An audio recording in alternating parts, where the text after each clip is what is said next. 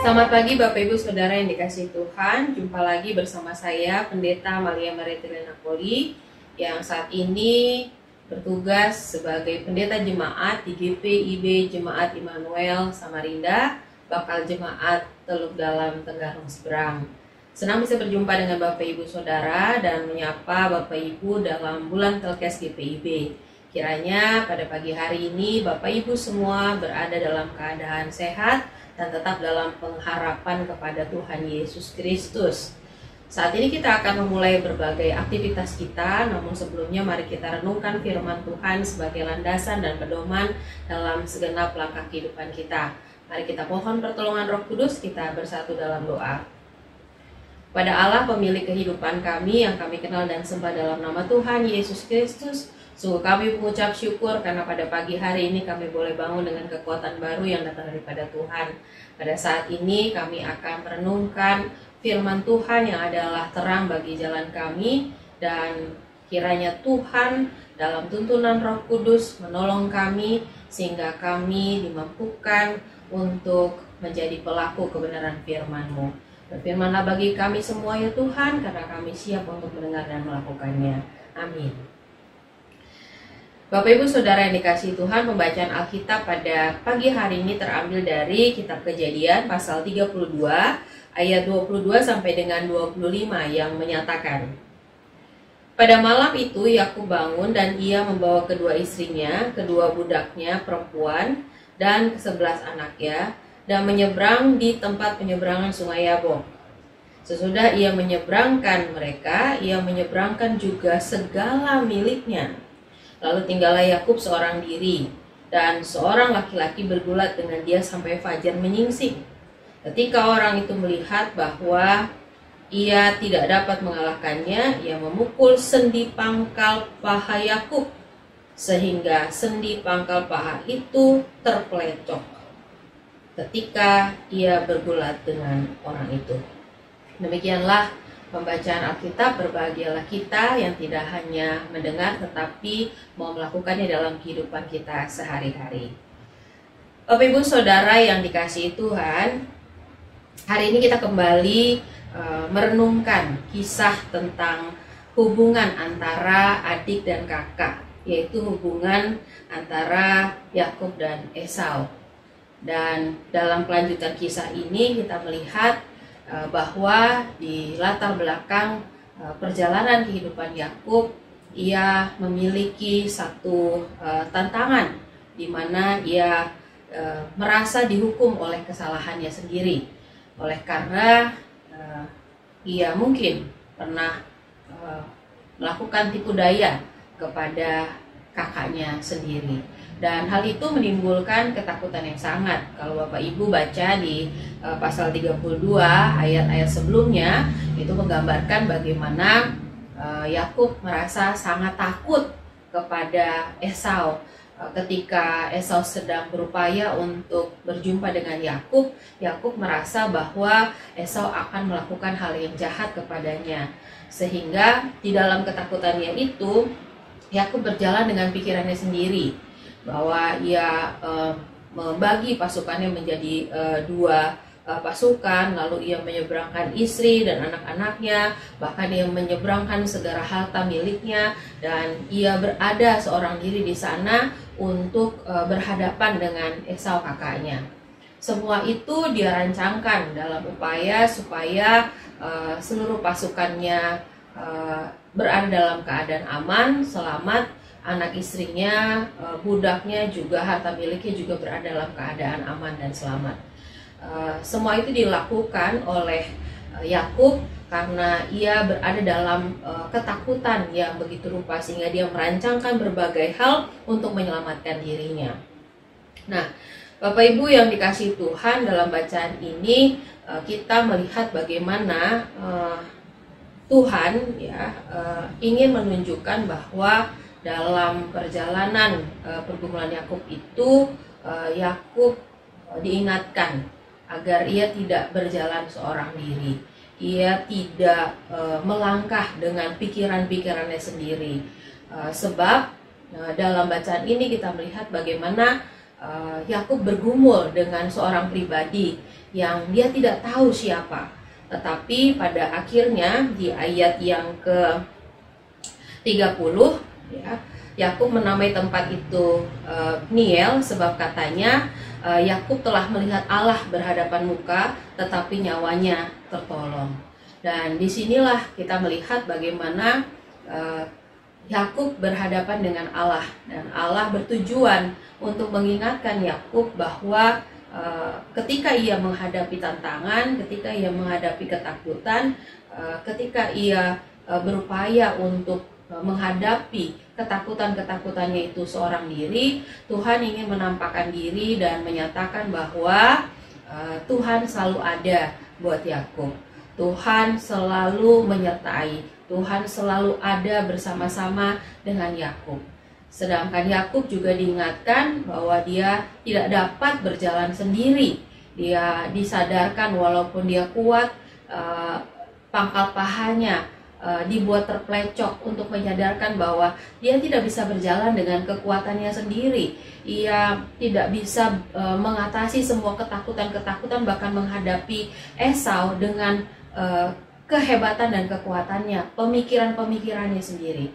Sehingga dalam bacaan ini kita melihat bagaimana Allah menyatakan diri kepada Yakub agar Yakub sadar bahwa selalu ada Allah, dan kiranya ia terus melibatkan Allah di dalam setiap proses kehidupan yang harus ia hadapi.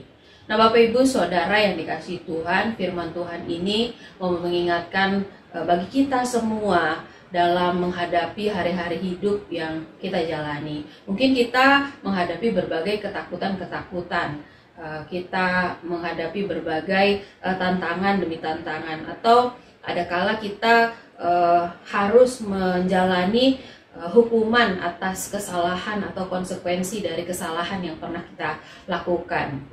Namun dalam setiap perjalanan itu, percayalah bahwa Bapak Ibu Saudara tidak dapat menjalani setiap proses itu dengan kekuatan sendiri. Bapak Ibu Saudara tidak dapat menjalani semua ketakutan-ketakutan dengan pikiran Bapak Ibu sendiri.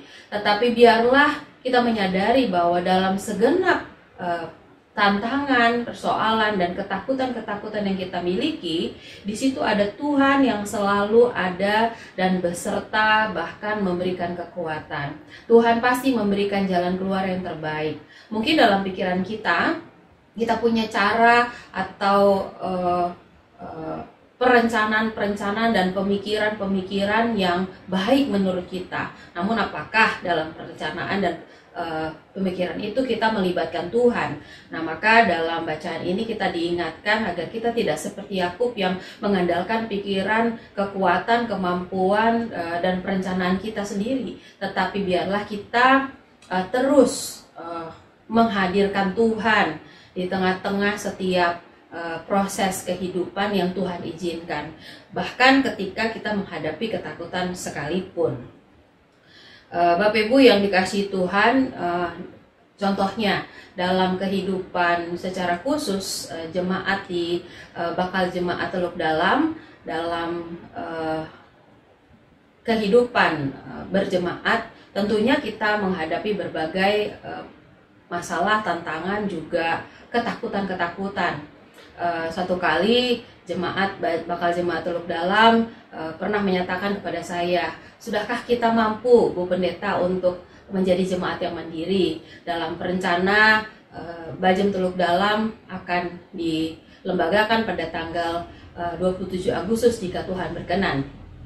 Nah, dalam rancangan itu ada beberapa jemaat yang menyampaikan apakah kita sudah mampu, apakah kita sanggup, apakah kita bisa untuk mandiri. Ada banyak ketakutan-ketakutan yang dimiliki, dan juga dalam ketakutan itu ada banyak perencanaan-perencanaan yang dilakukan, bagaimana segala sesuatu dipikirkan sehingga berjalan dalam tatanan yang secara perencanaan itu sudah sangat baik. Tetapi saya kembali mengingatkan bahwa secara manusia mungkin kita tidak mampu, kita tidak sanggup, atau kita bisa merancangkan dan membuat rencana anggaran yang baik gitu. Tetapi ingatlah bahwa ada pekerjaan tangan Tuhan yang melampaui dari segala apa yang kita pikirkan, apa yang kita rencanakan. Maka apa yang tidak kita pikirkan, apa yang tidak kita harapkan, apa yang melampaui segala itu Tuhan sediakan bagi orang yang tetap mengandalkan atau berharap kepada Tuhan. Maka saya mengingatkan kepada jemaat di Bakal Jemaat Teluk Dalam bahwa biarlah kita mengandalkan Tuhan. Kita tetap berjalan bersama dengan Tuhan. Kita boleh merencanakan segala sesuatunya, kita boleh mempersiapkan segala sesuatu dengan baik, tetapi jangan pernah lupa bahwa ada Tuhan yang memimpin di depan, yang menyediakan segala sesuatunya, bahkan yang menuntun kita untuk berjalan dalam rancangan dan kehendaknya yang jauh lebih baik dari apa yang kita pikirkan. Maka dengan demikian kita tidak perlu khawatir dan tidak perlu takut untuk menghadapi proses pelembagaan yang mungkin tinggal sebentar lagi waktunya.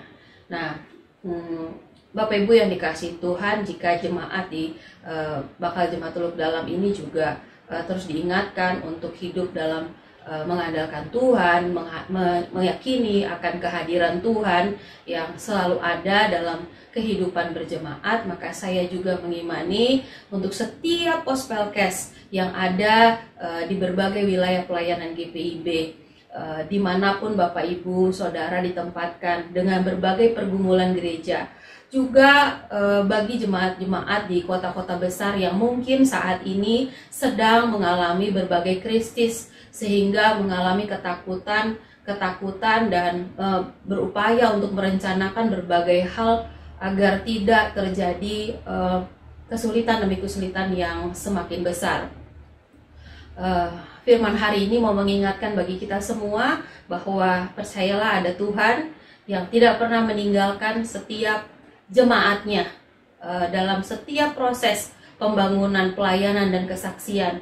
Jika GPIB boleh masuk di tahun ke-75 tahun di tahun ini, saya meyakini bahwa Tuhanlah yang sudah memimpin pelayanan gerejanya hingga pada saat ini, dan Tuhan yang sama yang akan terus menyertai pelayanan setiap hamba-hamba Tuhan, setiap gerejanya di berbagai tempat di mana Tuhan tempatkan. Dan ingatlah bahwa Bapak Ibu Saudara, dengan berbagai tantangan yang ada itu, sesungguhnya Tuhan sedang membentuk kita agar kita bukan mengandalkan kekuatan kita sendiri, tetapi justru kita hidup mengandalkan Tuhan. Kiranya firman Tuhan ini memberi kekuatan bagi kita untuk menjalani hari-hari hidup yang Tuhan anugerahkan bagi kita. Amin. Mari kita berdoa. Kami mengucap syukur kepadamu ya Tuhan untuk firman Tuhan yang Tuhan nyatakan bagi kami pada hari ini. Kiranya Tuhan menolong kami untuk dapat melakukan kebenaran firman-Mu di dalam hari-hari kehidupan kami. Jika kami saat ini mengalami khawatir, takut, bahkan merancangkan berbagai hal untuk melindungi diri kami dengan kekuatan kami sendiri, biarlah kami tetap mempercayai bahwa ada Tuhan yang selalu ada. Biarlah kami peka akan kehadiran Tuhan, kami peka bahwa Tuhan selalu menyediakan segala sesuatu tepat pada waktunya dan menyediakan sesuai dengan kebutuhan kami. Tuhan, ajar kami terus boleh mengandalkan Tuhan di tengah setiap persoalan hidup yang Tuhan izinkan terjadi dalam hidup kami. Kami sungguh menyerahkan kehidupan kami pada hari ini, berbagai aktivitas, pekerjaan, kegiatan kami. Biarlah Tuhan yang menolong agar apapun yang kami lakukan memuliakan nama Tuhan. Dan biarlah kami terus mengandalkan Tuhan. Tuhan ada di depan kami, menuntun jalan kami sehingga kami tidak tersesat dan kami tidak berjalan di luar kehendak-Mu. Kami berdoa biarlah apapun yang kami lakukan menjadi berkat, dan Tuhan lindungi kami, jagai, biarlah apapun yang kami katakan, pikirkan, dan perbuat boleh berkenan hanya bagi nama Tuhan. Kami berdoa bagi gereja-Mu secara khusus dalam bulan Pelkes yang boleh dijalani di bulan Juni ini. Kiranya Tuhan berkati sehingga gerejamu GPIB terus Tuhan pakai untuk ambil bagian dalam pelayanan kesaksian di tengah-tengah pelayanan jemaat di Pospelkes dan bakal jemaat yang ada di gerejamu ini. Biarlah Tuhan dalam segenap tantangan, persoalan, rencana-rencana pembangunan yang kami lakukan sebagai jemaat yang ada di pedesaan, di pedalaman, di pinggir lautan, bahkan di kota-kota besar, biarlah kami tetap hidup mengandalkan Tuhan dan mempercayakan bahwa jemaat-Mu yang sudah Tuhan pelihara hingga pada saat ini tidak akan pernah Engkau tinggalkan. Engkau terus menyertai, Engkau berjanji bahwa setiap gereja-Mu, setiap umat-Mu, Engkau berikan penyertaan. Engkau adalah Allah Immanuel yang selalu menyertai dan menyediakan yang terbaik bagi kami. Terima kasih Tuhan, sungguh kami menyerahkan gereja-Mu dalam setiap pelayanan dan kesaksian dilakukan, baik majelis sinode bersama dengan Departemen Pelkes yang ada, agar apapun yang dikerjakan dilakukan selama bulan Pelkes ini sungguh-sungguh menyenangkan hati Tuhan dan memuliakan nama Tuhan. Kami sungguh menyerahkan juga bangsa dan negara pemerintahan kami, berkati biarlah bangsa ini menjadi bangsa yang besar, bangsa yang diberkati Tuhan, dan pemerintahan kami diberi hikmat bijaksana untuk mengelola apa yang Tuhan percayakan, dan semua itu mendatangkan kesejahteraan bagi seluruh masyarakat bangsa ini. Terima kasih Tuhan, inilah doa dan syukur kami, dipuji disembah dimuliakan Engkau dalam nama Tuhan Yesus kami berdoa. Amin. Demikianlah Morning Call GPIB pada hari ini. Selamat beraktivitas Bapak Ibu sekalian. Tuhan Yesus memberkati kita semua. Sampai jumpa.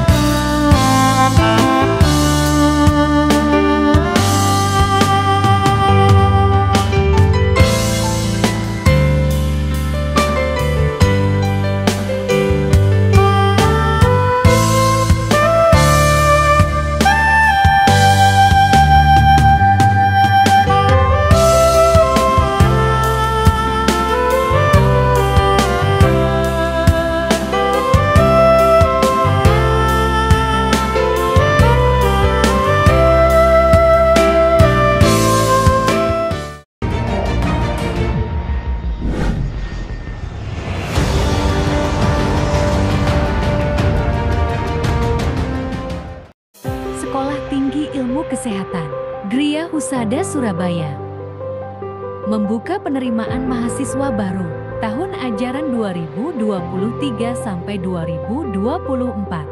Sekolah Tinggi Ilmu Kesehatan Gria Husada terakreditasi BAN PTB dengan menawarkan 2 program studi yaitu: pertama, D3 Kebidanan, kedua, Administrasi Rumah Sakit. Ada juga fasilitas yang memadai seperti asrama putri, perpustakaan, gazebo dan hotspot area, dan masih banyak lagi. Pendaftaran gelombang pertama dibuka pada Desember 2022 sampai Februari 2023. Gelombang kedua dibuka pada Maret 2023 sampai Mei 2023. Gelombang ketiga dibuka pada Juni 2023 sampai September 2023. Untuk informasi lebih lanjut dapat menghubungi nomor di bawah ini.